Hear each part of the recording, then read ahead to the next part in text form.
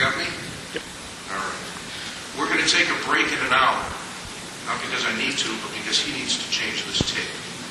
So we'll take a 10 or 15-minute break. You can go to the ladies' room or the men's room, smoke a cigarette, then we'll come back and finish up.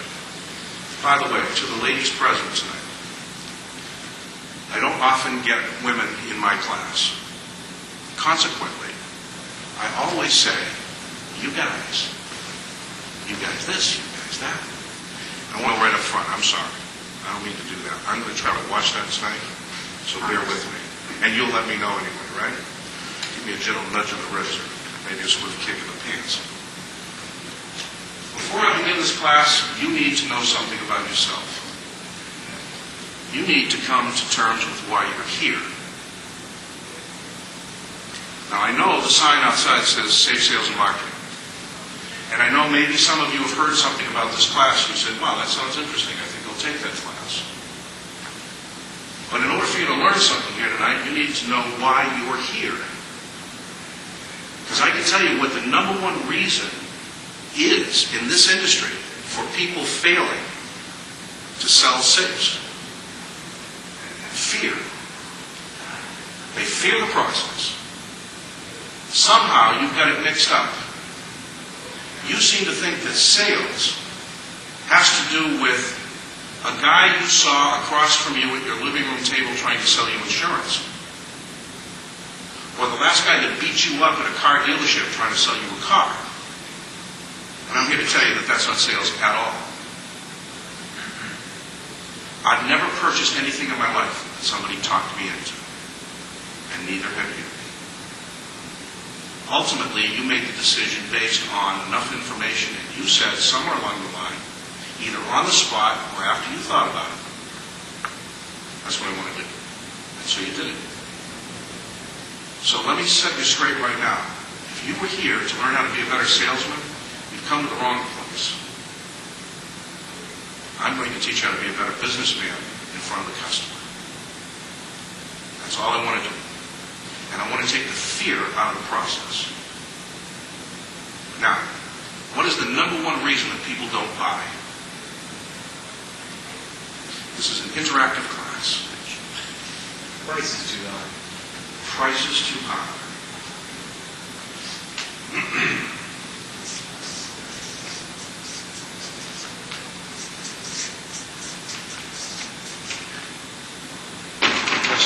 Lack of knowledge of the sales person.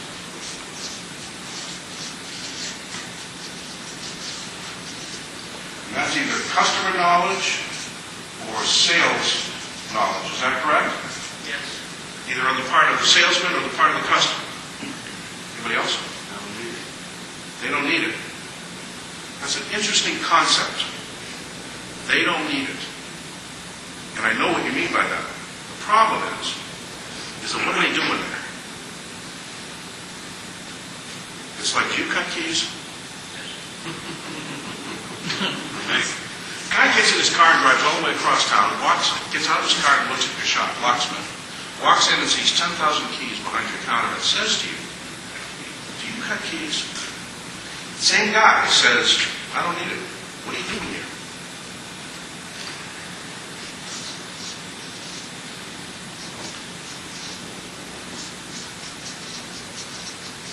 Anybody else? Not happy with the product? They don't buy because they're not happy with the product, or they're not happy with the explanation of the product. Maybe both. That's right here. They have an objection that the salesperson can't meet or can't explain. Didn't overcome the objection. Would you agree with me that all, part, or some of these are right? So do I. Now I'm going to give you the number one reason. Ready?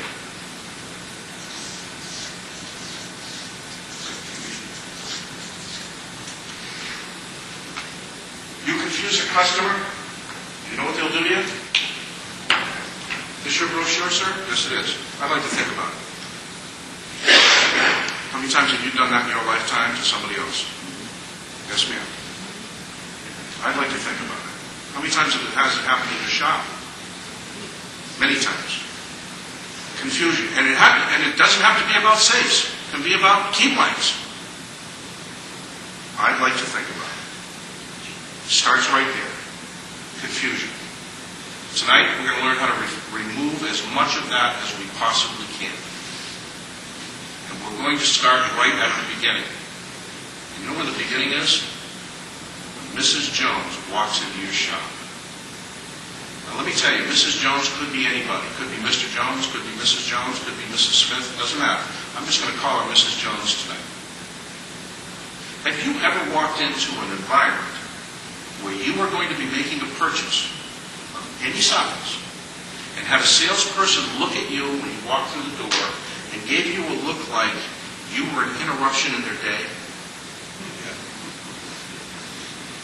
What shot did he or she have of selling you anything at that point?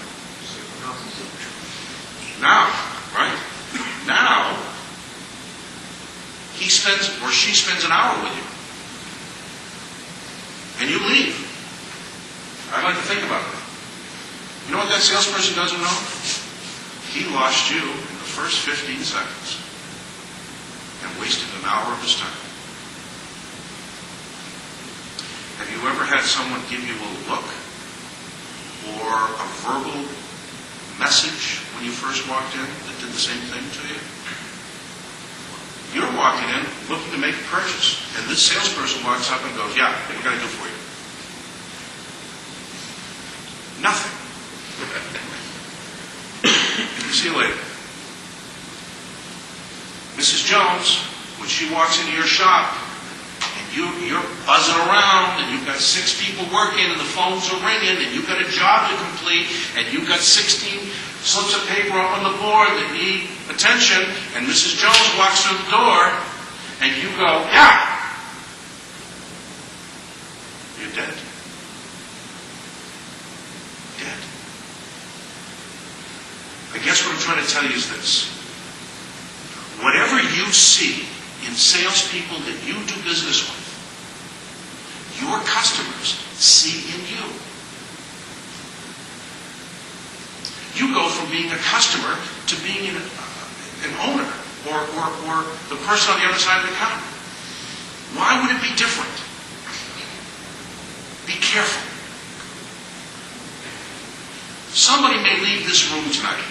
Now, we're not overdressed here tonight, are we? Some of you have come in jeans and a sweatshirt because you've been working all day. So you leave in the jeans and the sweatshirt tonight, you get in your car, and you drive down the street, because tonight's the night you've decided to get DirecTV. All right?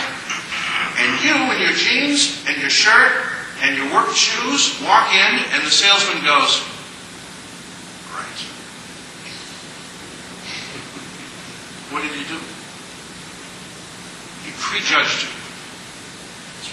There's a guy in Shrewsbury, Massachusetts, who recently passed away. His name was Spag. It was short for Spaghetti. He had a store called Spag's, and before Walmart and before Kmart and before all these underpriced stores, there was Spag's. And he's got the trailers, you know, these 18-wheel jobs, backed up in his backyard, filled to the brim with stuff. And in his store, you can buy batteries 6 for $1. And people flocked to this discount place. Spag drove Cadillacs. So did everybody in his family. Spag was 80 years old. He was working in his garden. And he had brown overalls and a big floppy hat.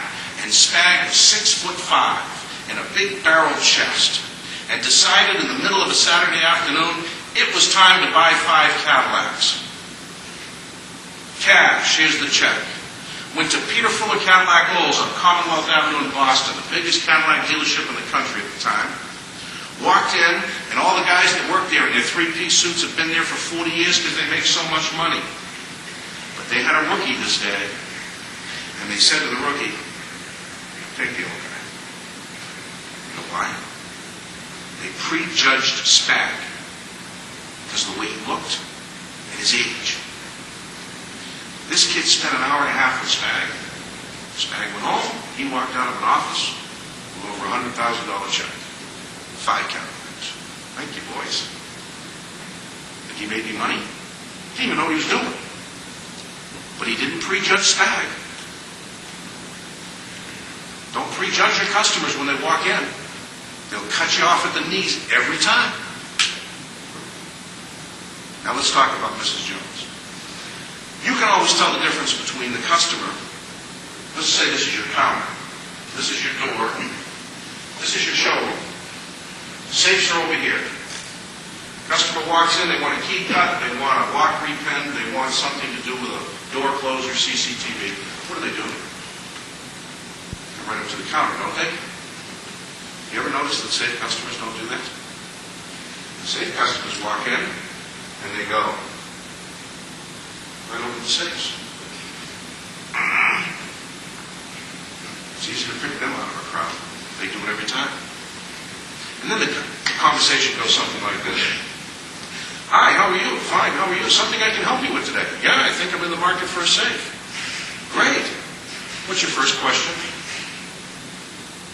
What are you going to use it for? Marty, you say use, right? Help me.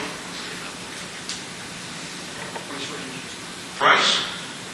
In other words, what do you want to pay? Okay. Anybody else? Fire or burglary? That's a use. Okay. Anybody else? Where are you going to put it? Where are you going to put it? Yeah, like in the closet or in the floor? Okay. Location? Anybody else? This might be under price, but how much are you looking to protect What are you looking to put in the safe? monetary-wise? Well, you're asking the question, what are you going to put in the safe?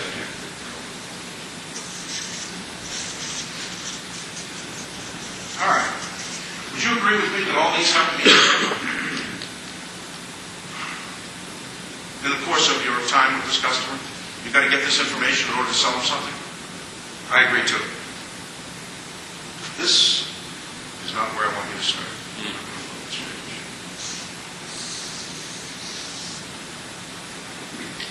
This right here. You got a pen, a piece of paper, please write this down. Hi, how are you? Fine, how are you? Something I can help you with today? Yeah, I think I'm in the market for a safe. Great. Here it is. Have you seen anything that you like? Now, let me tell you what that does for you. One, it's non-confrontational. Two, she can only answer it one of two ways. She's either going to say, no, you're my first stop, in which case you know that no one's poisoned her mind. She hasn't been anywhere. She hasn't seen anything. Or, yes, my husband and I were Home Depot over the weekend. What has she seen? A Century safe for a couple $100, right? What did I just find out by asking a very simple question? Have you seen anything that you like? She might say, I was at Fred's lock shop, and you know Fred's a big Garnell guy. She might say, I was at Bob's Safe and Lock, you know Bob's a big Myling guy. Or I was down at Mary's Safe and Lock, you know Mary sells a lot of AMSAC. Whatever she says, if you know your market, and you know your competition, and you know what's going on, it gives you an insight into where she's been and what she has seen, and all you did was ask one simple, non-confrontational question. She gave you all the information. Now, given the climate that we have to sell in these days, let me take it to its lowest common denominator. Hi, how are you? Fine, how are you? Safe, great. Have you seen anything that you like? Well, my husband and I were at Home Depot over the weekend. We saw a safe there that was kind of interesting. When someone says that to you in your shop, what's the first thing you think? They weren't satisfied. Hold that thought. What were you going to say? They didn't buy it. They didn't buy it. You see, you know, there is a misnomer in this industry right now, especially with safes. We have to compete against cheap boxes with locks on it. How could I ever sell a $700, $800, $900, $1,000 safe when I got Home Depot down the street selling them for $200? I got news for you. If she's standing in your shop after going to Home Depot, something's wrong. Why would you automatically assume that you can't sell her something for $600, $700, $800, $900? Something is wrong. You know what it is? She was so human. Yeah, she was, because there was nobody there at Home Depot to give her any explanation. She had to read a bunch of placards in there. Secondly, is $200 a deal? If you've never bought a safe before, how would you know? If I had a diamond ring sitting up here and I said, I'll sell it to you for $1,500, how many of you would give it to me? Wouldn't you be sick to find out about 2 hours from now that that diamond ring was really worth about $50? Well, you weren't going to give me $1,500, and you know why? Because you don't know. Guess what? Mrs. Jones has got the same problem. She doesn't know what's good for her. That's why she's standing in front of you. Now, how are we going to take Mrs. Jones from where she is to where she needs to be and remove the confusion? Keep in mind what I said earlier. This is about selling anything. Stay with me on this, and as I'm talking, think about door closers, CCTV, access control, everything that you have on your shelves and in your inventory. This applies to that.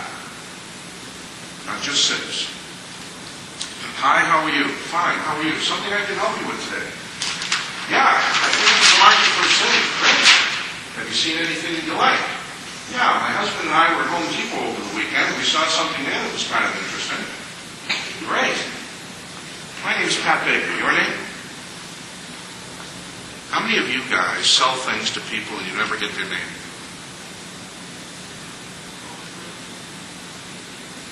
How do you build a customer base that way? Ask. My name is Pat Baker. Yours? Abby. Abby, if I come up to you, not this class, if I met you in the hallway, you never knew me before, I said, hi, I'm Pat Baker. Your name? Abby. I kind of force you into that, don't I? All right? So now I know. Once she tells you, don't forget it. Because if you're anything like me, I go to a party, and somebody introduces me around the room. By the time I get over here, I have no clue who I met over there. I know the face, can't remember the name. Remember the name and use it over and over and over with her. Mrs. Jones, Mrs. Jones, Mrs. Jones, Mrs. Jones. Hi, I'm Pat Baker. Your name? I'm Mrs. Jones. Mrs. Jones, may I have about 10 minutes of your time? What is she going to say to me? I got news for you. Safes are not an exciting thing. People do not get up on Saturday morning, nudge their wife and say, all right, today's the day we get it. They don't do that with safes. It's not like buying a car. Safes are boxes with locks on them, and they're ugly, but they're necessary. And something happened in their life. A friend got robbed. There was a fire. They're seeing all this stuff on TV and they're concerned about security, and so a safe popped into their brain. You know something? We need one of those. And so they go looking for one. They don't know what they're looking for. So they go anywhere and they listen to anything and they buy stuff that you and I look at and go, it's like a guy building a $500,000 home and putting quickset locks on it. They do it all the time because they don't know any better. All right? This is where it changes. Mrs. Jones, may I have about 10 minutes of your time? Yes, you may, Pat. Great. Now, I don't know how big your showrooms are, or I don't know how many safes you have in your showroom. But let's say you had a showroom that had 15 safes. What I want you to do is I want you to create, now what you're looking at here is for residential only. There's 2 more safes I'm not showing on here that you can add to the end down here that would include commercial. You only need 6 safes to cover 85% of all safe sales. 6. Could you use more? Sure. But for the purposes of this presentation area, you only need 6. Now here's the deal. I don't swallow your tongue when I do this, okay? TL15. You know what a BF is? All right? This is a floor safe. We're going to call it, because I know the nomenclature here, with the AMSAC, that's a B1500 floor safe. It can be a round star, I don't care. And this is strictly a fire safe. Keep in mind, I don't care if it's AMSAC, Gardol, or Mylan, as long as it's in this order and it's these safes. And let's say this sells for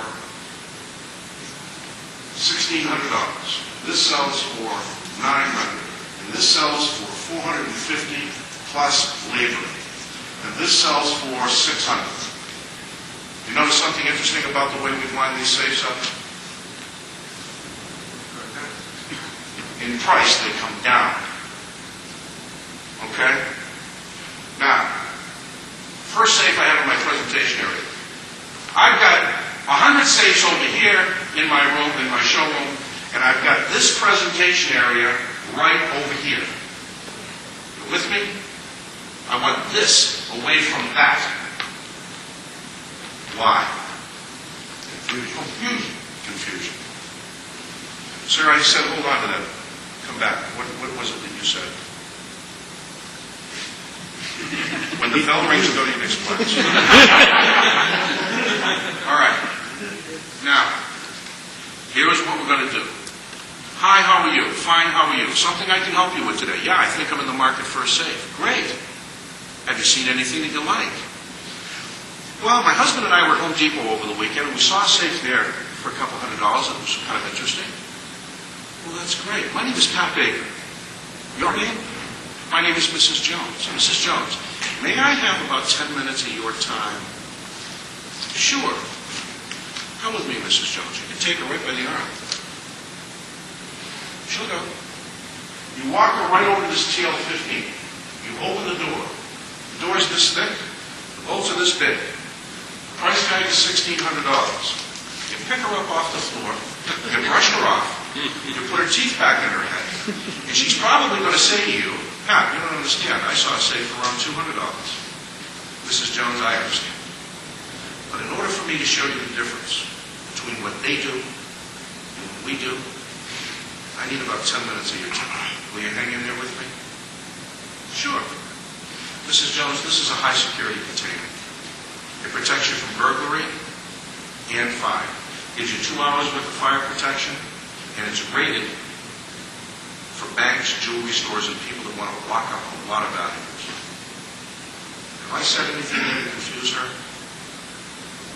Have I talked about locks, heart plate, anything? No, and I'm not going to either. All I want to do is tell her what I just told her. This is what we sell to banks, jewelry stores, and people that want to lock up a lot of valuables. This is a high security container. She's looking right at it. She sees the door. She sees the bolts. Common sense tells her, this is high security. Now you walk over here to the BF. Mrs. Jones, this is a medium security container. This also gives you burglary protection. Not as much as this one, but burglary protection. And it gives you an hour's worth of fire protection. We sell a lot of these to homeowners because it gives you the best of both worlds. Mrs. Jones, this is a floor safe. This is not a fire container. Strictly burglary. However, when you put it in your floor, you encase it in cement, and because heat rises and it won't see the same temperatures that these will, you usually don't have a loss due to fire in this. But we have to come over, dig up your floor, put it in cement around it. The only problem with this is if you move, you really can't take it with you. And this is a fire safe, Mrs. Jones, strictly fire. Will not protect you from burglary, strictly fire. In the case of an AMSAC, it's 2 hours. In the case of Gardol or Mylan, it's, well, now Gardol has a 2-hour fire safe, so now you can say it's 2 hours there. Okay? How long did that take? 2 or 3 minutes, right? When you're done here, if Mrs. Jones comes right back here and says, tell me more about that, what has she told you? Pardon me? Well, we know one thing, she's got the money. She wouldn't be asking. What's the second thing we know? You haven't confused her. I haven't confused her at all. As a matter of fact, during my little 3 or 4 minute presentation, you know what she was thinking about? Home Depot. He's a crap. And it occurred to her that what she wanted to lock up was not anywhere near the quality of this. Maybe I should rethink this. I want to stop here. I should have said this earlier. I want to make this clear. We were talking about Mrs. Jones being in your shop after being to Home Depot, and that's where your question was that led me to this point that I didn't follow up on that you couldn't remember. I'm so confused. I'm going to knock your socks off right now. So strap yourself in. If Mrs. Jones is standing in your showroom asking about a safe, she's 75% sold.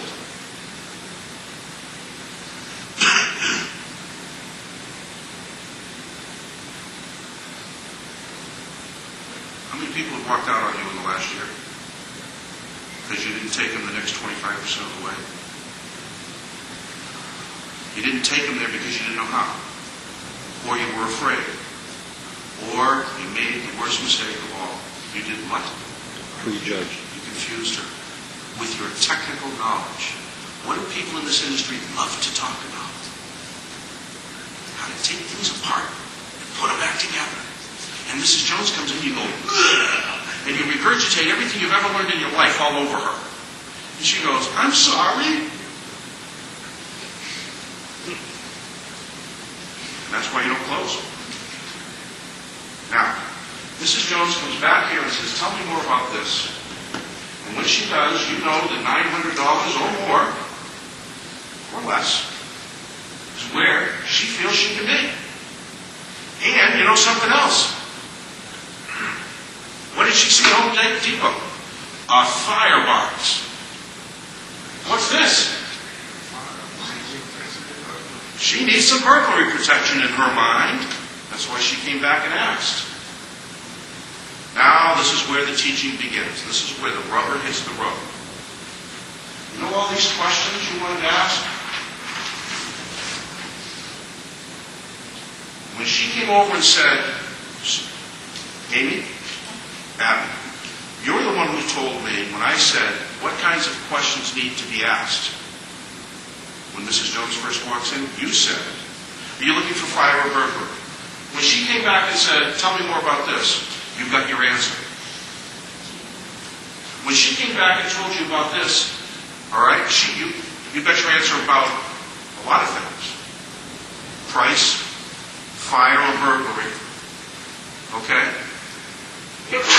Now, the one question that you need to ask, that is critical to ask, will kill you if you ask it at the wrong question. You ready? What are you going to put in it? Here it is. Hi, how are you? Fine, how are you? Something I can help you with today? Yeah, I think I'm in the market for a safe. Great. What are you going to be putting in it? How about none of your damn business? If she doesn't say it out loud, she's going to think it. And if she thinks it or says it out loud, it's over. Lost. You might as well just show her the door. The problem is, you need to ask that question. It's critical. But what's more critical is when you ask it and how you ask it. Mrs. Jones just came back here and said, tell me more about this. When she did that, you learned a whole bunch of stuff without having to ask a lot of questions, right? Now, what have you just done with Mrs. Jones? You spent 10 minutes with her. You've educated her. Nobody's ever done that about safes. No one's ever taken their time. She sees it's a busy environment, and you stepped away from that to spend this time with her. so she knows you care. Now you say to Mrs. Jones, remember, she has just said to you, tell me more about this. Say, Mrs. Jones, before I do, I've got to ask you the worst question in the world, and I'm really sorry. I apologize right up front. But I wouldn't be doing my job if I didn't ask. And if it offends you, I apologize. But I have no choice. Well, gosh, that's so melodramatic. She's got to say, well, geez, Pat, what's wrong? What? Mrs. Jones, I need to know what you're going to be putting in the safe. Now, she might say, why do you need to know that? And when she does, we need to transfer the responsibility of that question off of your shoulders and put it on somebody else's shoulders so that you can continue with the sales presentation. And the way you do that, in the case of AMSEC, is right on the inside cover. We have a chart.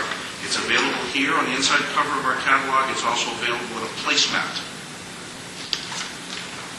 Mrs. Jones, I don't want to know. The factory wants to know. Is it 3,000 miles? That question just traveled. Now Mrs. Jones is upset with them, not you. You're just doing your job. Correct? Why do they want to know?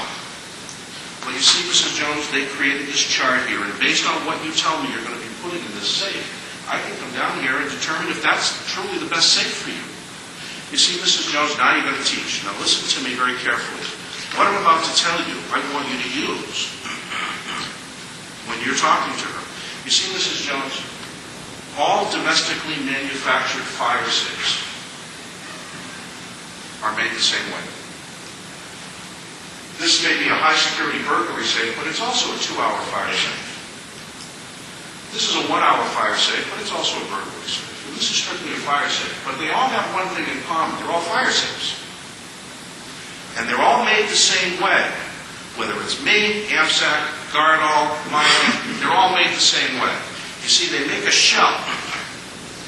They have the walls, the ceiling, the floor, and they pour fire clay into the walls and all these places. And it goes in, it looks like pudding. It's wet. Now, I don't know how Gardol does it or Miley does it. I'm just going to give you how we do it at AMSEC, okay? Because that's what I know. It goes in wet. And once it's there, we take, let's say we've got 50 fire safes this size. Let's say it's a ULG 1511. We got 50 of them, and it's a room this big. And we got 50 of them in a square in the middle of this room. And we have ductwork, like you see up here. And we have big doors, like you have here. And the guy goes out the door, closes the door, sets the timer based on what size safe is in there and how many there are. And then he sets the temperature. Now this big oven begins to bake. Now, when you're baking safes that are filled with fire clay and wet, what you're baking off is water. And that water needs to go somewhere, because in that room it's really humid. So we evacuate that to keep it dry. We have big blowers that blow it to the outside. Well, when the baking process is done, do you know what's left in that fire clay? Have you ever had Sanka coffee? You take the little crystals out of a jar, put it in hot water, stir it up, and you've got coffee? What's left in that fire clay is crystallized water. We cap it, we prime it, we paint it, we put the hardware on it, put it on a pallet, box it up, ship it to a distributor. The distributor sells it to you, Marty. Now Mrs. Jones is standing in front of you. And I say to her, now, Mrs. Jones, if you were to buy this safe and I bring it to your home and put it in your closet and bolt it down, God forbid you have a fire. But if you do, here's what's going to happen. The minute the room reaches 212 degrees Fahrenheit, what happens to water?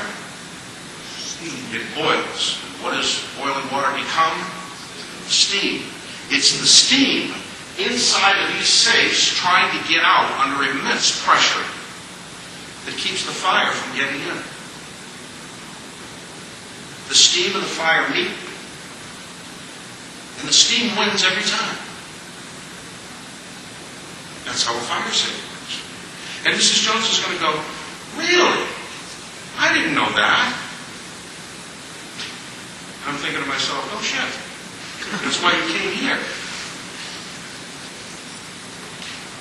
Now, Mrs. Jones, here's the reason we created this chart.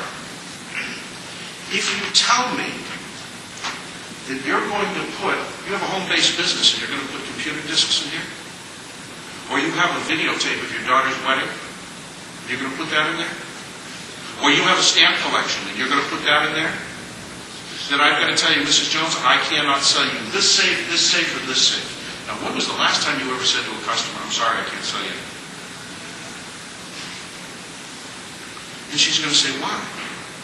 Well, Mrs. Jones, let's assume you got a stamp collection here, and you have a fire. I can guarantee you when the fire's out, and you call me, I'll come and drill that safe open, and all your stuff will be in there intact, including your stamps. But you'll never have to lick them again. Right? Or, if you've got a videotape of your daughter's wedding, I can guarantee you that that plastic cartridge that it comes in, it'll still be intact. Won't melt, nothing will happen. But the film will be destroyed. The computer discs that you put in there will be destroyed. The audio tapes that you're saving will be destroyed. And that's why, Mrs. Jones, I cannot sell you that safe. And she'll say to herself, wow. And she's either going to say, yeah, I do have that stuff. Or, no, actually, I just have some documentation, some money, and I'd like to put some jewelry in. Great, now continue. Okay? But if she says, no, I have computer discs, and I have that stuff. Well, Mrs. Jones, I can't sell you this safe or this safe. I have to go to either a data safe or a data chest of some kind, depending on how much stuff you've got. Now, if you buy little ones, you can put those inside of this, but you can't just use these. What has happened to your credibility with Mrs. Jones to this point? What are your chances of selling her something now? Excellent. Okay. Now, watch this.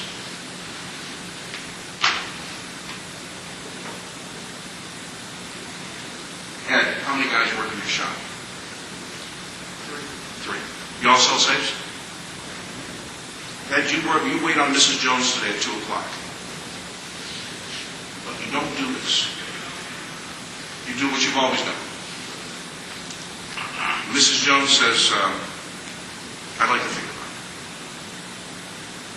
Now, Bill and myself are working with you. All right? Mrs. Jones leaves. She takes the brochure, your business card, she leaves. She comes back 3 days later, after giving it much thought. She walks in and she says to Bill, sir, is Ed here?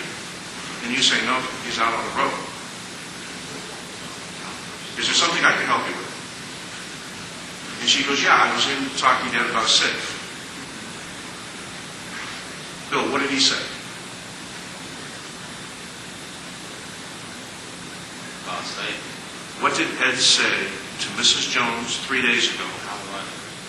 Pardon me? How would I know what he said? I wasn't there. You're absolutely right. That's the answer. How do you know? What are your chances of selling her in his absence? How many times has a person said the same thing 2 different ways and had the person hearing it going, what? And yet it was the same thing. And it was the truth. You're in trouble, Bill, if you've got to wait on her in his absence. Your chances of selling this customer are dead. Now let me give you another scenario. Same scenario with the same people. Ed, you wait on Mrs. Jones today. And she says, tell me more about this. And so you do. And you go through everything we just went through. And she says, I'd like to think about it. And she might do that. Or she might say, geez, I'd love to have my husband see this. Well, Mrs. Jones, I'll tell you what.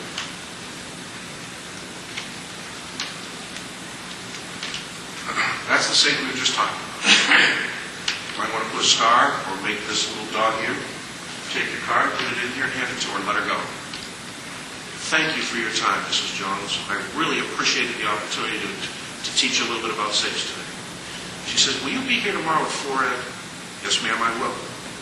I'm going to bring my husband back. Tomorrow at 4, here she comes with her husband.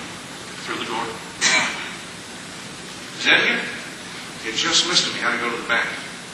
Won't be back for about an hour. This is you, Bill. Geez, I told him I'd be back here at 4 o'clock today. Well, is there something I can help you with? Yeah, I was in here a couple days ago talking to Ed, and I told him I was going to bring my husband back to see a safe that I was looking at. My name is Bill. Your name? My name is Mrs. Jones.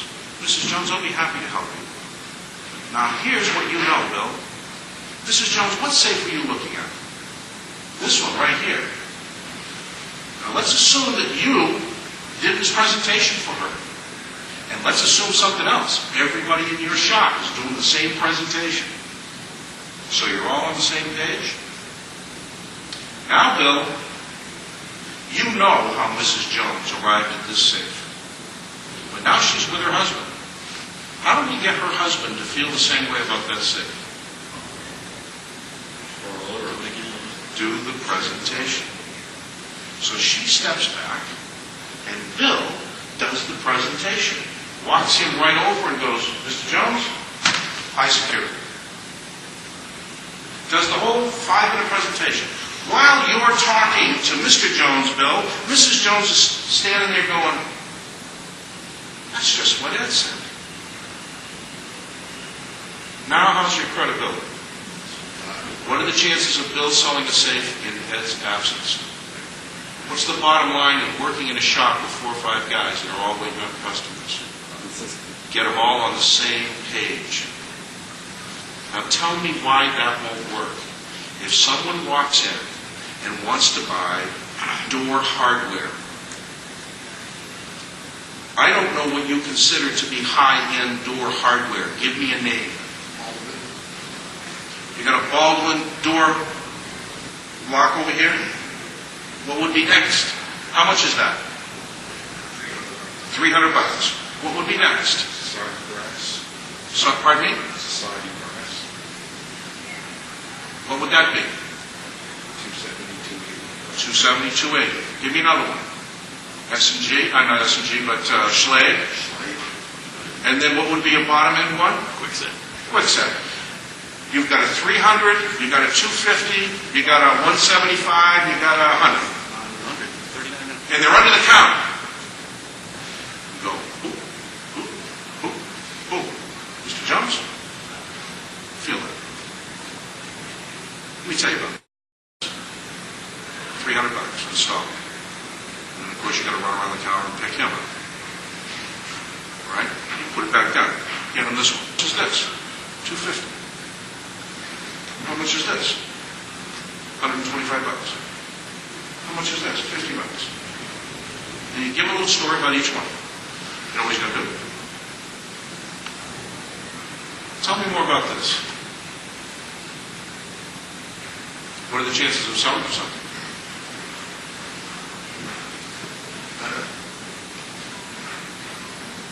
If he comes back and says, tell me more about this, who forced him into it? Let me tell you what happened with Mrs. Jones up here. Do you know why she didn't come back and say, tell me more about the tail 15? No, it had nothing to do with price. It was more than she needed. Why didn't she ask for the floor safe? Shouldn't they go to the basement?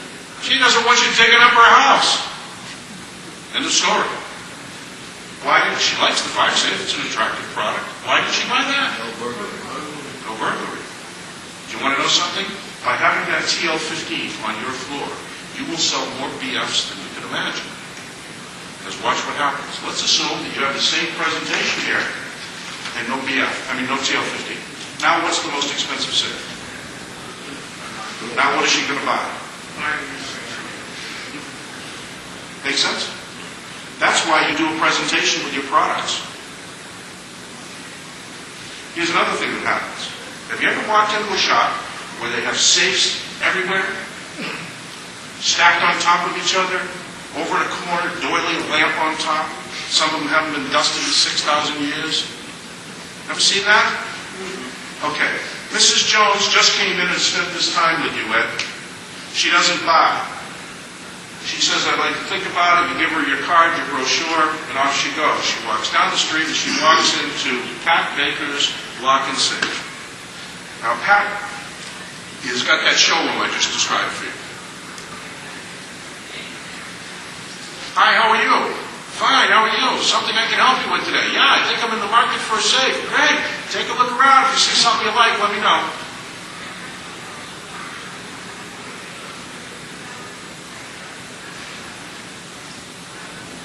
Mrs. Jones just left your shop. What are the chances of Pat selling her a safe? Even if he's less money. You raise the bar so high that wherever she goes after she leaves you, whoever waits on her, had better do a great job. Here's another issue. When you hire a new employee, you got to train them. What easier way to train a new employee? When you wait on a customer for a safe, here's what I want you to do. And then teach them how to do this.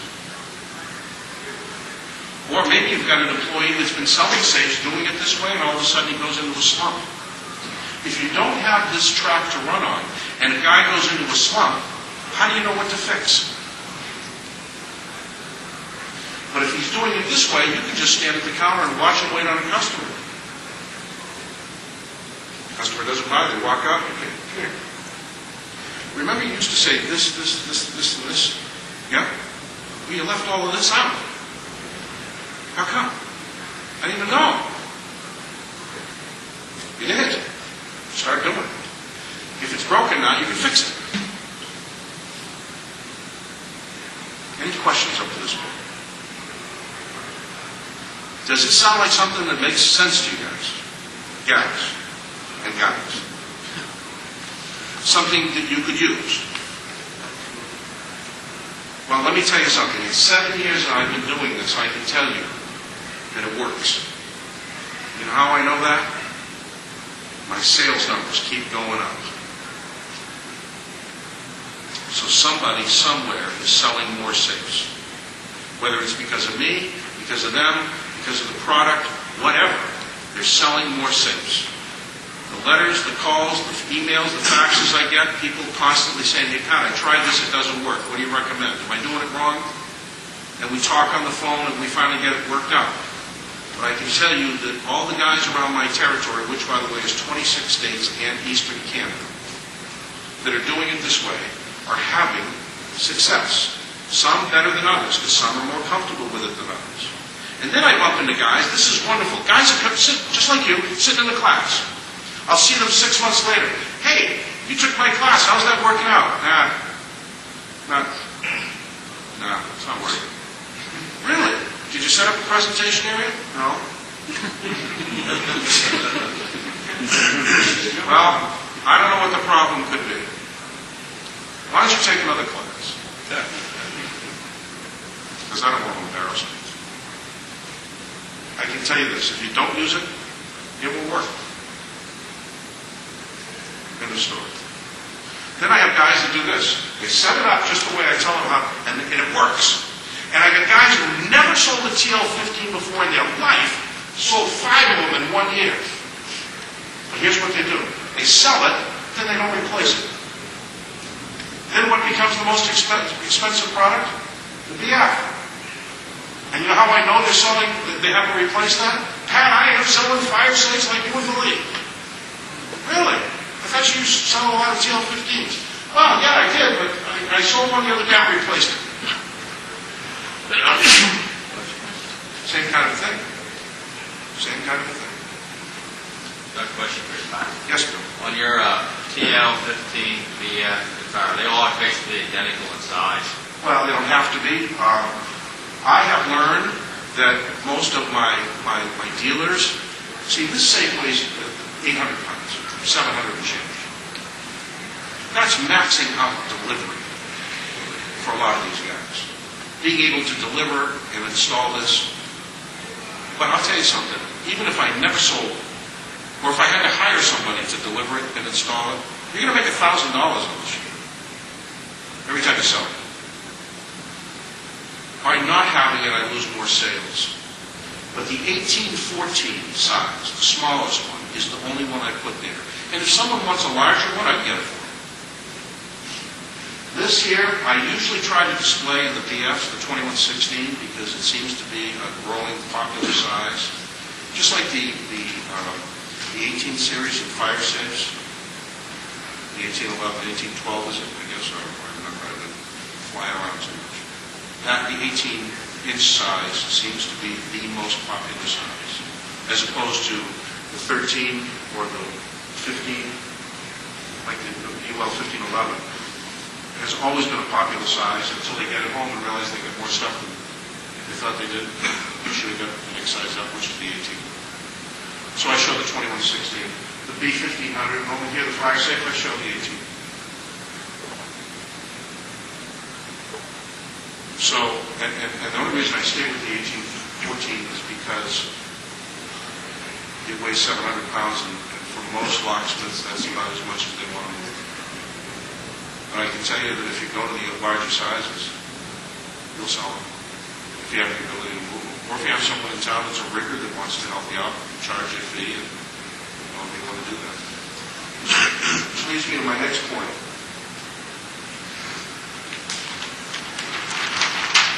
During Y2K, the year leading up to Y2K, I had dealers. How much time do we have before we have to change that? 10 minutes. 10 minutes, okay. During that Y2K year, leading up to when the year 2000 is going to come, I had locksmiths calling me that have taken the class, and they're telling me, Pat, you're not going to believe the safes I'm selling. It's incredible. How many safes you selling? Well, I said, well, actually the question was, how many people a day do you see? She had 5. How many days a week you open? 6. 30 people a week.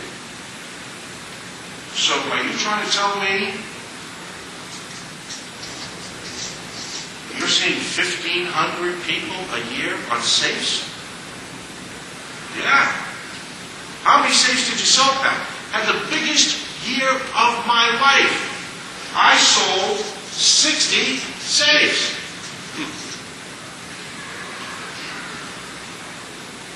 Great. But since then, Pat, I've only averaged about 36 a year. Well, how many people do you see? Geez, I only see probably 2 a day.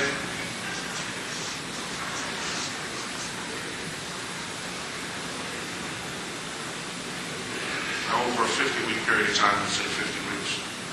What's that? 600?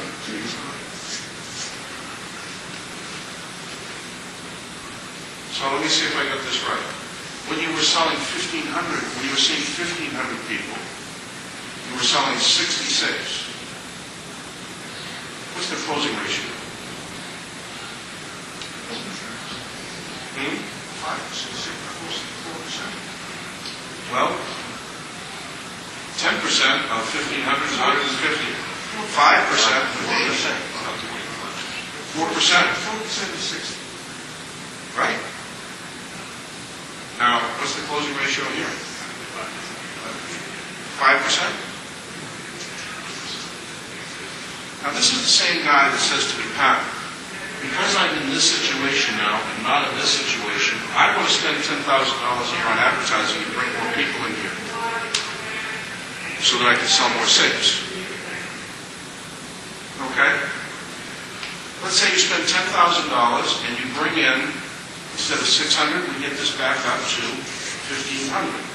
And you sell 4%, and you sell another 60 safes. Would you please tell me how the difference between this at $10,000 and this at no advertising dollars, or a difference of 36, is going to justify an expenditure of $10,000? Let me tell you something, folks. At this number right here, you're seeing You are seeing 600 people a year, or approximately 12 people a week, coming into your shop, inquiring about safes. You don't have a people problem. You have a closing ratio problem. Because the man that was selling at 5% and selling 30 safes, what if he had a 30% closing ratio? How many safes is that? That's 180 safes. Didn't spend another dime. He just did a better job with the people that were in front of him. The reason we have a presentation area and the reason you go through this is so that you can increase your closing ratio, not spend more money on advertising. Because if you can get that 5% closing ratio to 30%, what would that mean to all of your product lines?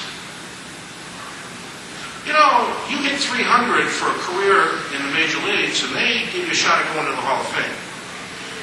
You hit 300 in closing ratio and you're going to go to the bank.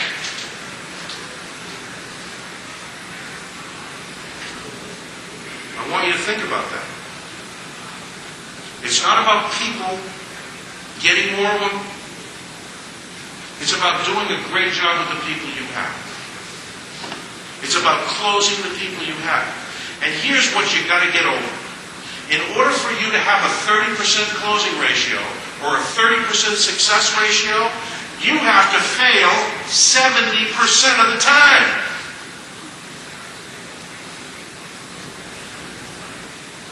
They're going to walk. They're going to buy at Home Depot. They're going to buy at Lowe's. They're going to buy at Target. They're going to buy at Menards. They're going to buy somewhere else, but they ain't buying from you. Get over it. Here's your answer right there. 180 safes with the same amount of people. You have to understand that failure is part of sales. People are going to not buy from you for the strangest reasons. I don't like the way you comb your hair. I didn't like the way you looked at me when I asked you that question. I don't like the safe, which, by the way, don't ever do this. See this all the time. Tag on the safe, hanging from the handle. It says, sale. And you got the retail price here of $960 right on the AMSEC catalog. Our price, $795. Please don't do that. Please don't do that. You know why? I'll tell you why, Ronnie. I'm glad you asked. Because the customer, being the customer, and they all do this, they're going to come in and they're going to look right at that $795 and say, what can I buy it for? $795. Well, why put yourself through that aggravation? Why get confrontational with the customer? They don't know what it's worth, so why don't you just leave it at $960 and let them ask the question anyway? And then you can say $795, sir, if you'll take it today. Because I'm going to tell you something. You've already given away $165 with the sale price. If they say to you, what can I buy it for, and you're going to drop another $50 to satisfy them, I don't care. Well, ma'am, you see, that's what it normally sells for, but it's on sale now for $795. I know, but you can do better. And you want to get the sale? What will it take me? I'll give you $700 for it. You see the jam you're in? Why bother? Leave it at $960, and then let her ask the question. What can I buy it for? And then, if you have to come to $795, so what? Which leads me to another interesting point. Does that $795 include delivery and installation?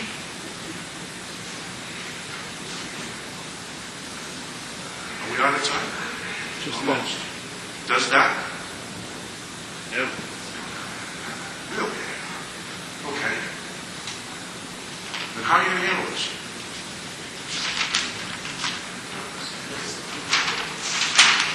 You've just sold a safe to Mrs. Jones for $795. Now, Mrs. Jones, would you like me to deliver and install that? Oh, that price doesn't include that? No, ma'am. Oh. Well, how expensive is that? $165. Now, I've had to go through this for 7 years. It wasn't until last year that I bumped into a guy out in the Midwest that gave me the answer. He doesn't sell a lot of safes, but the ones he does, this is what he does. Mrs. Jones, this does not include delivery and installation. Would you like me to deliver it, install it, or would you like to take it yourself? Oh, no, we need you to deliver it, install it. Great. In order for me to give you a price on that, I need to come to your home. You know why he does that? Because he gets sick and tired of people lying to him. In the store, they'd say, oh, no, we got 2 steps up, you just go down the hallway, around the corner, and put it there. And then you get there, and you find out she lives in a Victorian, where the hallways are this wide. And it's up 6 floors, down a hall, down some steps, around a corner, in the hall, and you're doing this for free, right? It's all part of the price. No more. I come to the home. I'll quote you a price when I get there. That way he knows. And if it is up the stairs, down the hallway, down the stairs, around the corner, he gets $250. And he doesn't blink. And I agree.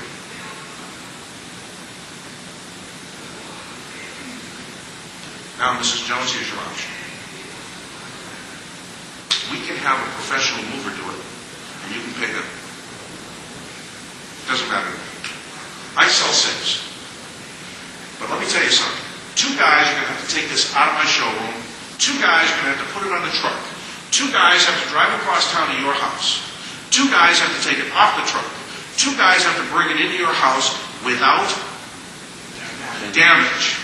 Boy, is she going to hear that. And 2 guys are going to have to put it in place and install it.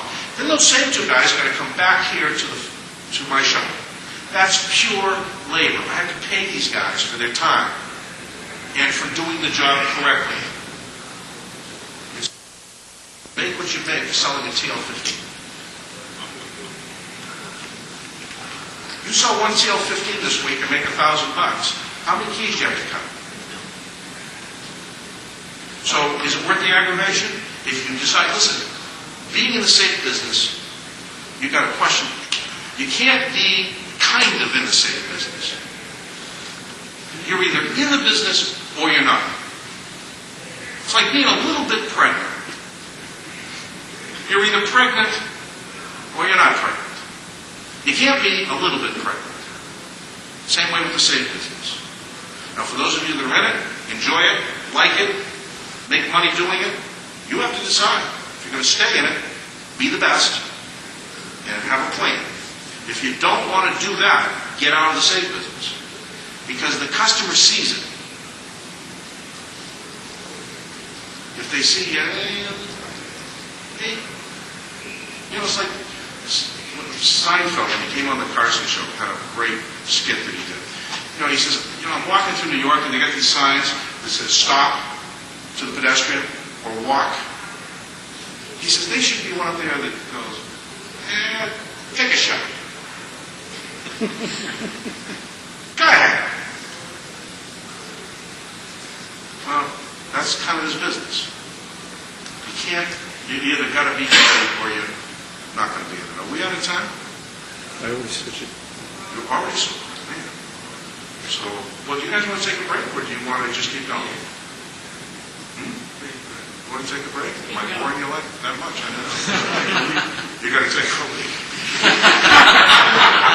You want to race? I want to thank you for explaining to me my wife. She's very satisfied now with your safety. That's wonderful. With the bell rings, I'll go to the next class with you. That's great. That's great. When we come back from this break, I'm going to explain to you how you can increase your business, make more money, and not spend a dime on advertising. Are you interested? That stood out. Do you trust the man enough that what's coming out of his mouth is really the truth?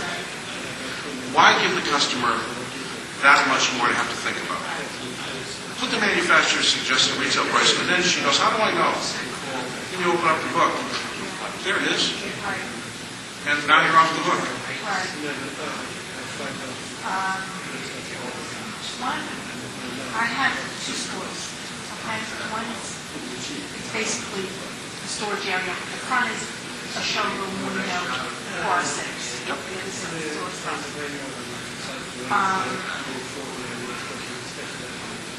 My husband had, and then guys who work for me now, they did put the price on the six in there because they were scared that people with the value of the company had broken windows.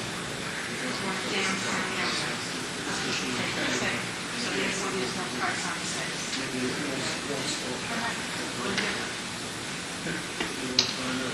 Well, everybody's in a different place. You're going to weigh things. I know that. It's not that we have a high crime area or anything, but it's downtown and, it's on,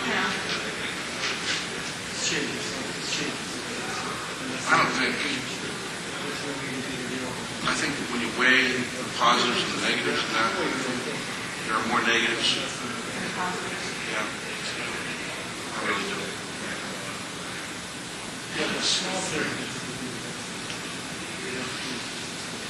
And you could put it in smaller print, so when the customer's there, where it's not where you're right. It's not right at the sales on. You can put, if you go to Staples, they have these little stands, plastic stands that you can put on top of things, and you can slide a piece of paper into it.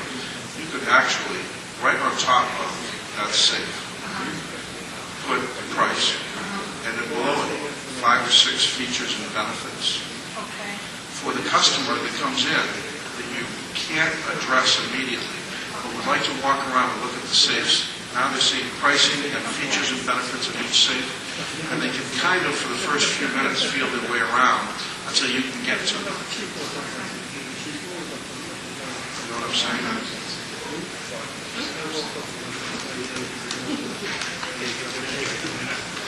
Try to see your business through your customer's eyes. Okay? In the way you deal with them and in the way you talk to them. Because chances are the same things that irritate you in a sales presentation irritate them. We're just having a conversation here about putting pricing on safes. And do I need to put a price on a safe? Can I leave it empty?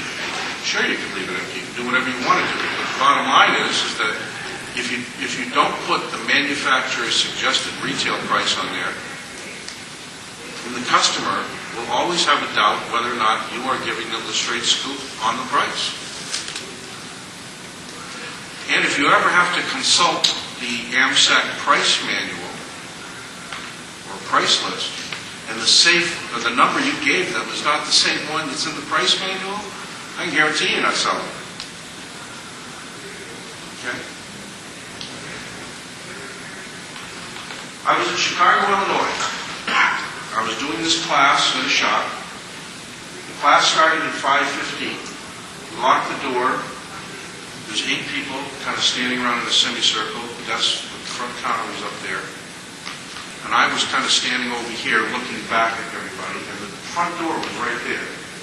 And 5 minutes into my presentation, there was a knock at the door, and there's a guy standing there shaking keys, and he knows one of the locksmiths, and he's going, please, please. So the owner said, let him in. So I stopped. The man came in. He walked up to the counter. He gave his keys to this guy, and this guy's got his back to the customer now. And we're all quiet. We're waiting for this to end. And I'm sure the customer was a little unnerved by this whole thing. But the customer is standing next to a safe. And it happened to be a DSF safe. You know what that is? Depository safe, the little guy with the front loaded depository. And he says to John, who's got the keys, he says, hey, John, this is safe? John goes, yeah. He says, can I put a gun in this safe? And then it started. Conversation back and forth. Finally, John gets so frustrated. He turned and he pointed right at me and he says, well, there's the guy from AMSAC. Why don't you ask him? So the customer turns to me and says, can I put a gun in that safe? I said, do you want to put a gun in that safe? He said, no, I don't even own a gun. You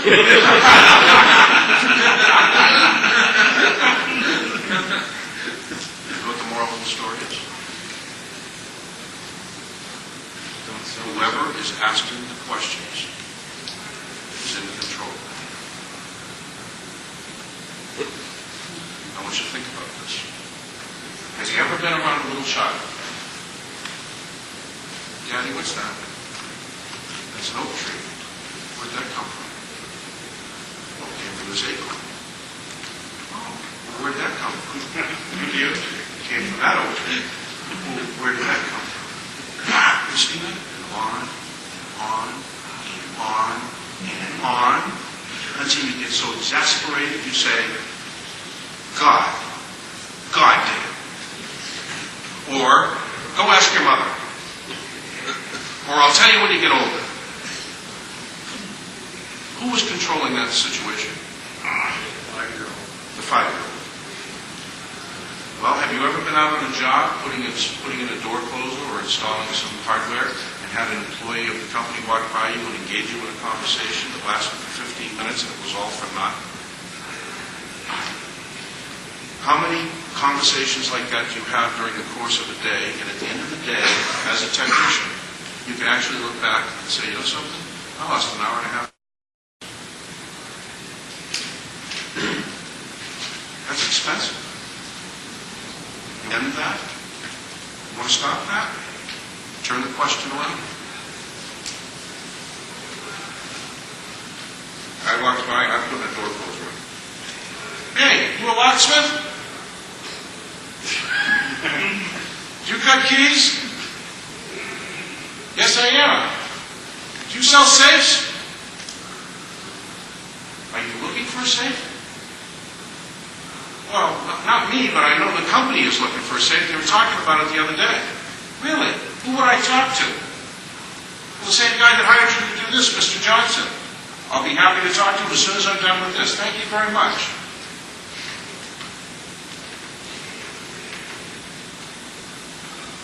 See what I mean? If I stand there and have a conversation with him, he's going to take me down a road and I'm going to think he's the customer. And he's not. Be careful. Turn it around. Re-ask the question. You guys sell safes? Are you in the market for a safe? I just took the control right away from him, didn't I? Because I'm the one asking the question now. Take it back. I do it to my wife all the time. She knows what I'm doing too, and she hates me. You want to go to the beach this weekend? Do I want to go to the beach this weekend? Don't start. She knows where I'm going with this.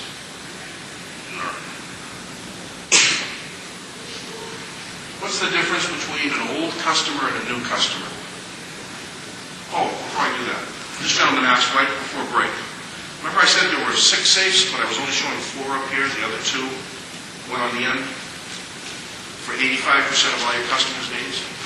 BWB, in AMSAC terminology, is a wide-body depository safe. You can put cash drawers in it and roll coins on the door. This is its baby brother, either a front-load or a top-load depository safe. If you put these 2 at the end of those 4 safes for a total of 6 in your presentation area, and you have a commercial customer come in, guess what you do? The same presentation. Can a commercial customer use a TL15? Can they use a BF? Could they use a floor safe? Could they use a fire safe? Could they use a depository safe? There you go. You do the same presentation with the commercial account as you did with Mrs. Jones, except you go 2 steps further. Okay? That's it. Now, what about Wall safes? And what about all those other kinds of safes that you're not showing here? Where are they? They're in the other part of your showroom that you haven't taken her to. Oh, by the way, the reason you have the presentation area and all those safes over there, because Mrs. Jones comes back to the BF safe and she says, tell me more about that. So you do, and you find out that that's the perfect safe for her, and she says, do you have it in another size? Yes, I do, Mrs. Jones, follow me. Now, when you take her over here to the 600 safes that are over here, she's not what? She's not confused. She's already learned her lesson over there. Now the only difference here versus there is she's looking for size or maybe color. Okay? All right. Does that answer your question? All right. What was the question I just asked before I interrupted myself? Bad customer, old customer. Mm-hmm. Do you know the difference between an old customer and a new customer? You already told me. That's gray hair. Are you an old customer? Yes, I am. He gets placed by his beach. You're going to see him on the History Channel. Yes. And the old customer, you really don't have to consider like you invested in anything like an advertisement. That's already paid by the last job you did for him. The new customer, something had to get them to you. You're right. Let me give it to you real simply. The new customer doesn't know you, doesn't like you, doesn't trust you, and has never paid you.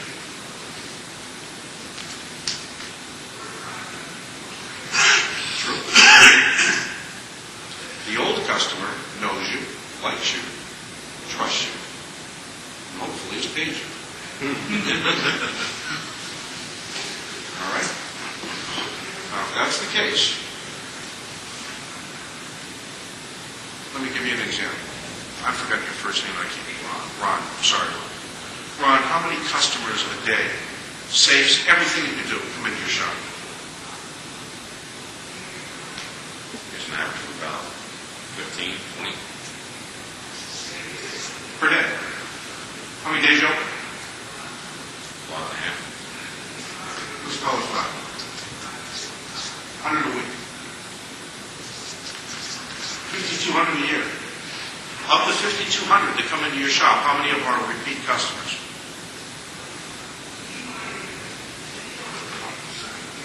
Probably say well over half.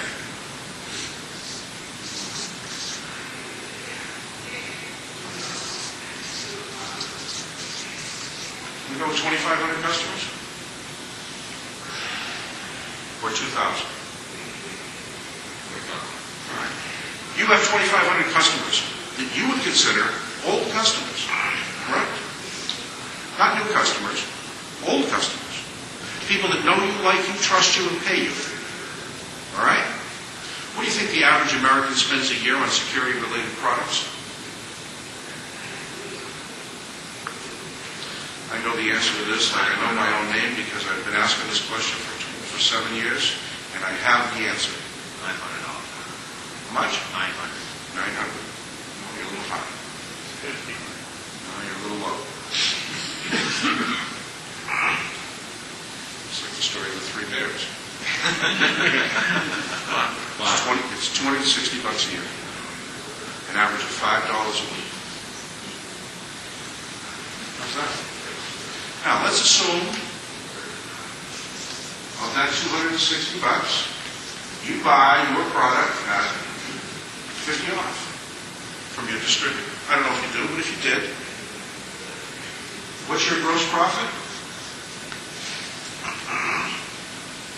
$130, correct? Well,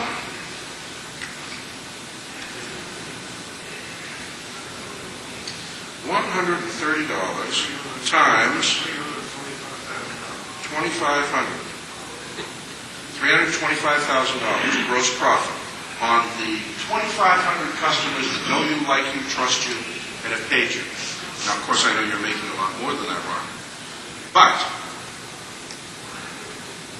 there it is in a nutshell.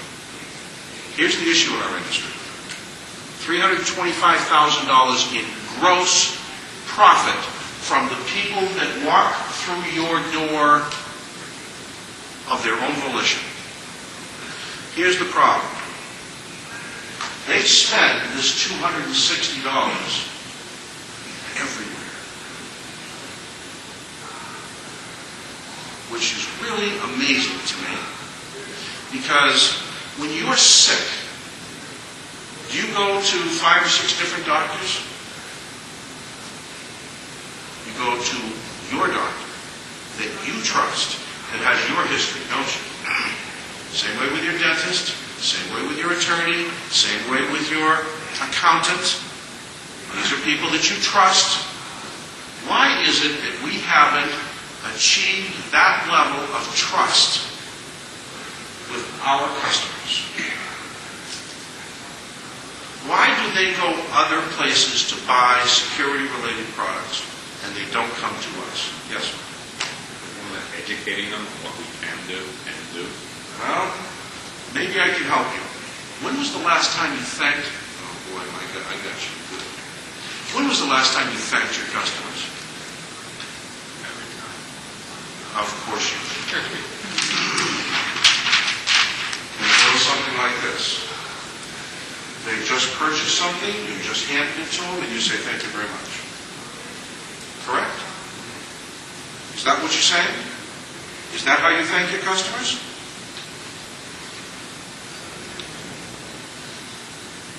I buy a $900 safe. I pay you. You deliver it. You install it. You say, thank you very much. Is that how you thank your customers? I'm going to beat the hell out of you here with this one. How about this?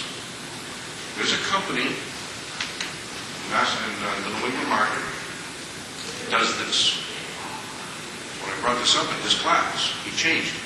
He hired Melissa. He pays Melissa, I don't know what it is now. It's probably $10 an hour now. But she works from 3 to 6 every day. So he pays her $30 a day, times 5, or $150 a week. She sits in an office with a computer and a telephone, and when she comes in at 3 o'clock, there's a stack of invoices from the day before on her desk. She separates them into 2 piles. One is less than $250, one is more than $250. In all cases, everybody in those 2 piles gets a thank you card. I don't care if they bought a key. And when I said, a key? 1 key? You're sending out a thank you card? He goes, yeah. Because how do I know that person that bought the key won't buy a safe? I can't afford not to send them a card. Okay. Anybody over $250, Melissa gets on the phone. Hi, Mrs. Jones, I understand we delivered a safe yesterday to you. Are you happy with it? Are you happy with the way it was installed?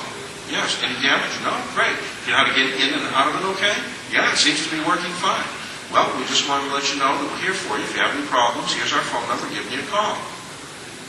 2 contacts. Phone, card. 30 days later, Mrs. Jones gets a letter from the president of the company. We appreciate your business. You're the lifeblood of our business. 30 days after that, Mrs. Jones is on their mailing list for their newsletter. Now Mrs. Jones gets a newsletter every month telling her exactly what we do and how we do it and what's on sale. And at the end of the year, she gets an anniversary card. 12 months ago, you bought your safe from us. We just want to let you know we're thinking of you. Any problems, give us a call. What are the chances that Mrs. Jones will spend more of her $260 a year with him? What is the cost to do this? A lot more than if you didn't. Well, or a lot less, excuse me, than if you didn't. Now, I'm not saying you have to do that to that extent, but I will say this. When I ask the question, you thank your customers? Now, here's a guy who does it a little differently. But if you're looking to grow your business, for whatever it costs for Melissa, and these cards, and the stamps, and the letters, and the newsletter, and everything else, if you bundled all of that together per customer, if it cost you $10 per customer, Isn't that a small price to pay to keep that customer from going down the street and buying a safe from somebody else? Have you ever bought a car and then bumped into somebody in the car business and they get mad at you and say, how come you didn't buy the car from me? Hell, I didn't know you were in the business. Whose fault is that? The salesman's fault. You didn't tell me. I would have come down and given you a shot. You need to promote yourself. And that's one of the ways you can do it. Now, I said before we went on break, I'll give you some ideas on how you can make money without spending another dime. That's certainly one of them. You are spending more than a dime there, but it's cheap money, comparatively speaking. But how about this? How many, in your market, how many Rotary clubs, Chamber of Commerce, Lions clubs, Knights of Columbus, Kiwanis clubs are there? What do they do every month? They have a luncheon or a dinner meeting, correct? What do they have at every one of those meetings? A guest speaker, son of a gun. Now, since 9/11, and since the events of the last 3 weeks, would you say security is on everybody's mind? So you write a letter to all of these clubs and organizations and you say, I am in the security business, physical security. Would you like me to come and speak to your people about how they can protect their interests, their home, their business, their children? Yeah. So you go and you speak for 5 minutes. And you say, listen, I'll be in the back of the room when the class is over. If you want a brochure, if you want to talk to me, make an appointment, I'll be happy to talk to you. When you're speaking, who's the expert? So that means that the people sitting in front of you, in the case of the Rotary Club, what do we know about them? They're all what? Businessmen. They all have what? Homes. They all have what? Families. Chances are, if they're my age, they have kids in college with $1,600 laptops that are laying on a bed someplace in a dorm, not protected. They have elderly parents living in an apartment or a home that they're worried about with security. Now, hey, think about the chain of each person in the room. What did it cost? An hour of your time. And you talk about shooting like a sniper with a rifle with a scope on it, you have your audience right in front of you. Commercial, homeowner, parents, children, they're all in front of you. And you ladies in the room, how many PTA meetings are there? And how many mothers are concerned about the safety of their children? And how many women are there in this profession that can go and speak to a room full of women about the safety of their school or their home and do it with passion? Because you know, why wouldn't those women want to know you? What does it cost? How many local talk shows are there?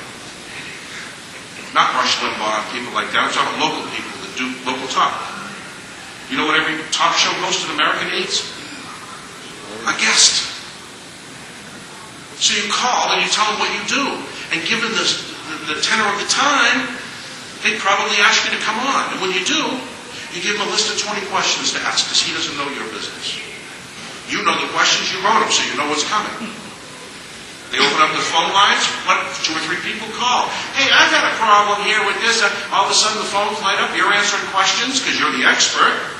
Now the program director's sitting in his office down the hall and he's looking at the phone lines lighting up and he goes, what the hell? So he starts listening to the program. It's a hot show. What do program directors need? Hot shows. What are the chances of him inviting you back?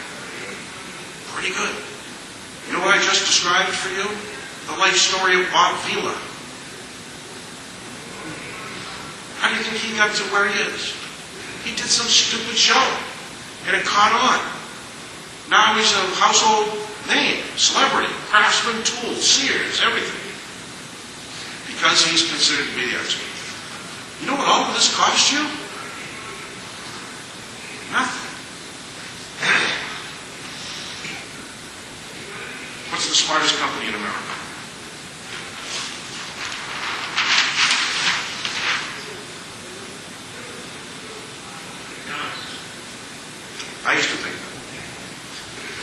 stopped thinking that way. I think it's Burger King. Well, here's what I think. It cost McDonald's $1 million for site location. They send a group of people out to find sites all over the country where they know the restaurant will succeed. Burger King goes next. Yes. Burger King follows them around. It doesn't cost them a dime. Right? Well, I decided that I would steal a little bit from McDonald's myself. Now, I don't know when this happened, but I remember the first time I walked into a McDonald's, and up on the board were little signs.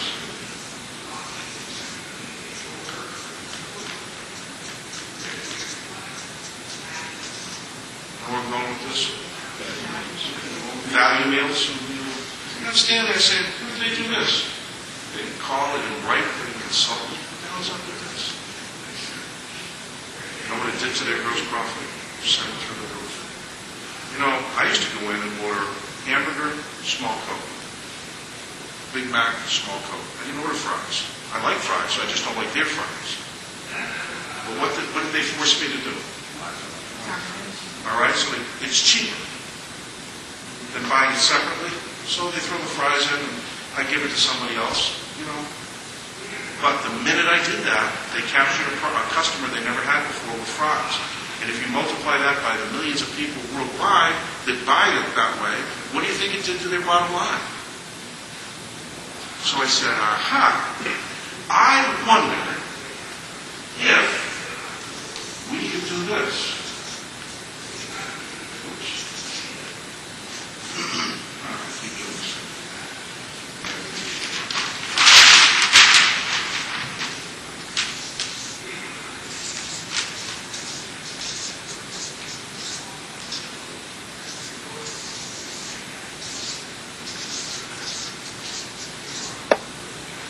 Pack, six-pack, on your cash register in your store.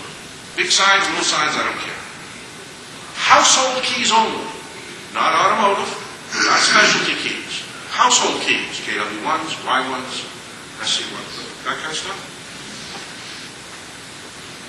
Ron, what do you get for a key? $1.50. All right. So one key costs you $1.50. $1.50. Okay?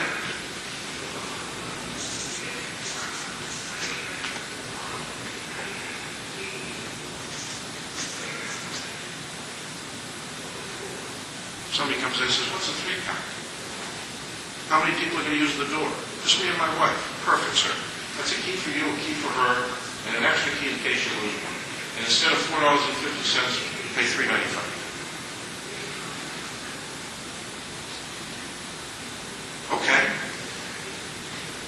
I mean, who's going to argue with that? What's a 6-pack? How many people are going to use the door? Me, my wife, and my 2 kids? Perfect. Each one of you gets a key, and you and your wife keep the extra keys because you know the kids are going to lose theirs. And instead of paying $9, you pay $7.95. Slam dunk. Here's what it did for you, just like it did for McDonald's. If you chart your key business, you will find out over the course of a year that you sell 1.3 keys per person. That's the math. What happens if you do it this way, and all of a sudden it jumps to 4.2 times the amount of keys? You didn't add another employee. You didn't do any more advertising. You didn't do anything. All you did was offer a 3-pack, 6-pack, meal number 1, meal number 2, and gave your customers a choice. Now, some customers are going to say, no, one's enough. Fine. Okay. But for the customers that do this, what has it done to your business? What did it cost you? Nothing. There's a company in Wilbraham, Massachusetts called Friendly's Ice Cream. They came out back when Howard Johnson's was in their heyday. And what was Howard Johnson's claim to fame in their heyday? What did they always advertise? 28 delicious flavors. You remember that? You know what Howard Friendly's did? They came out with 30. I have no, and Baskin Robbins came back with 31.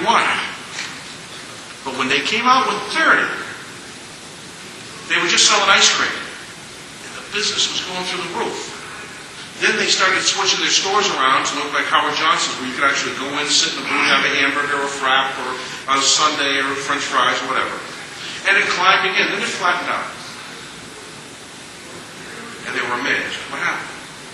What are we doing wrong? So they hired a consulting firm. Consulting firm comes in for 6 months, and they go around to all the stores. They come back and they say to the owners of Friendly, here's what we want you to do. You know how all your waitresses and waiters wear these little aprons? And when they have they carry their little checkbook in there? At the end of the meal, if you've got a family of 4 sitting in a booth, don't write the check out, walk up and put it on the table and say, thank you very much, folks, because you know what they'll do? They'll pay it. They'll get up and leave. They'll pay the check and leave. Here's what we want you to do. Keep the check in your little pouch. Walk up to the booth and say, folks, would you like chocolate or vanilla ice cream for dessert? You know what happened? The kids are They sold more chocolate and vanilla. They also sold more hot fudge sundaes, more banana splits, more coffee, more everything. And their average check went from like $3.25 per person to almost $5.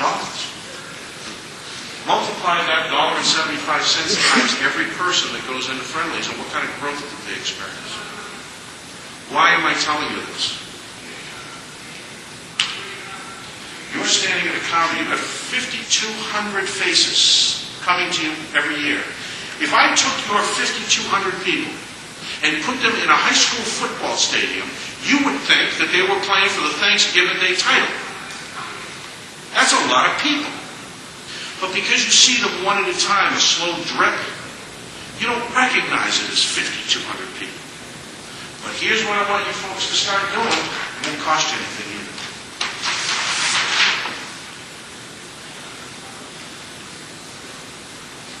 What's this called? It's a brochure. My question to you is do you have a brochure that tells the story about your company, your business? You see, you can find out about AMSAC in this brochure. Everything you need to know, pretty much everything you need to know.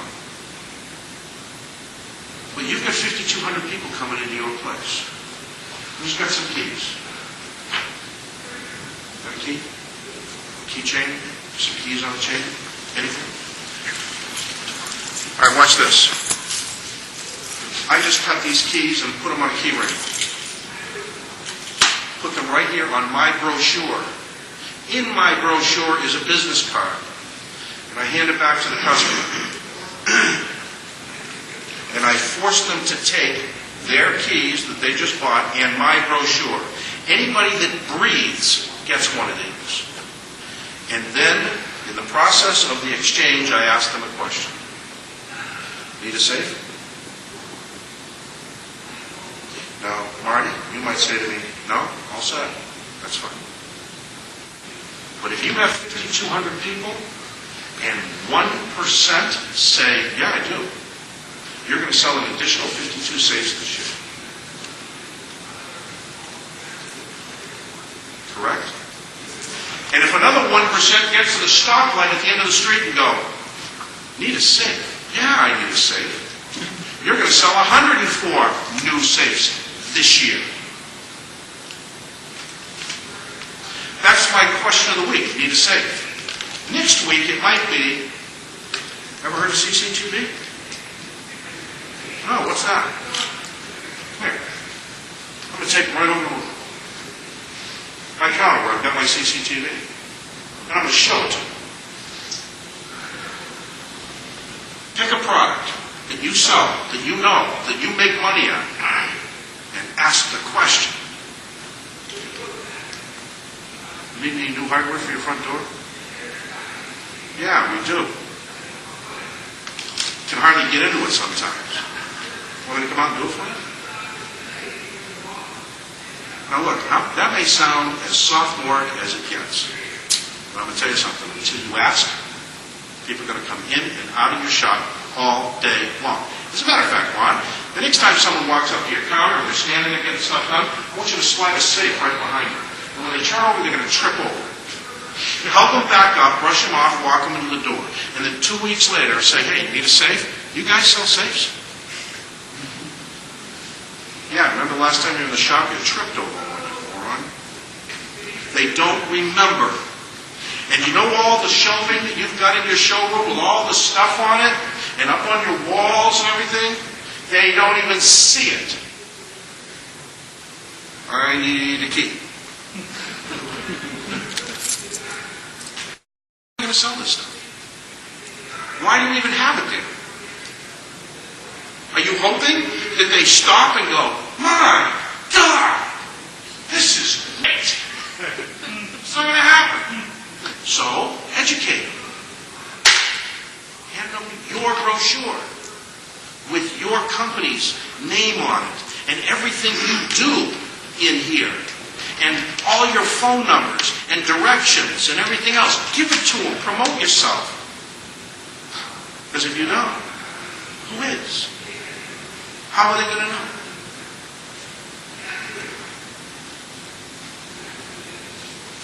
Any questions?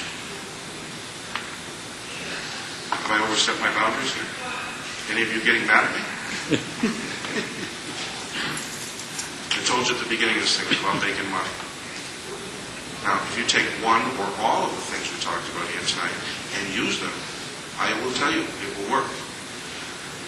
You know the key thing? There's a company in New England called Flying Locksmith. They have 11 locations all over New England. They tried it. I did this class. All the technicians that stand around the room. We've got 11 locations, a lot of technicians. They're all rolling their eyes. No, don't keep that. Well, guess what the owner did? He went home that night, thought about it, made up some signs, brought it into his main headquarters,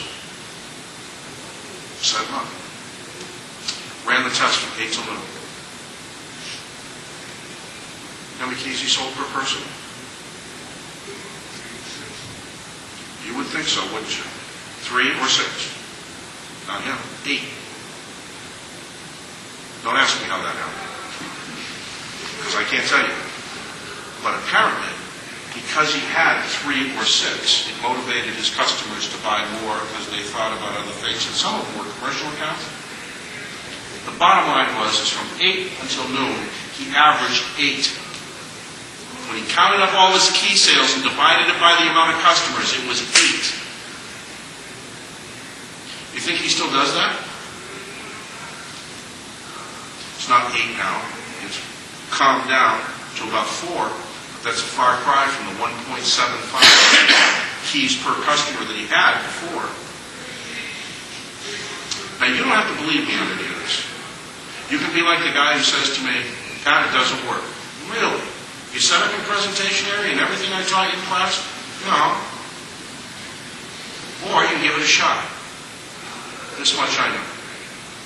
You guys are smarter than me because you're in business. I've never owned a business. I'm in no position to judge you. And they say in this country that if your business lasts a year,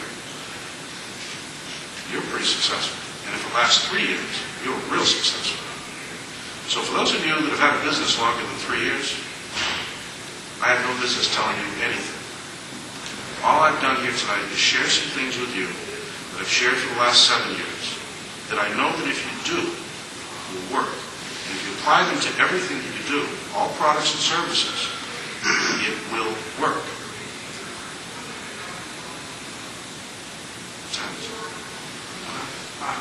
It's been a long day. And I'm really grateful that you sat here and listened to me. I hope you feel it was worthwhile. Thank you very much, and my career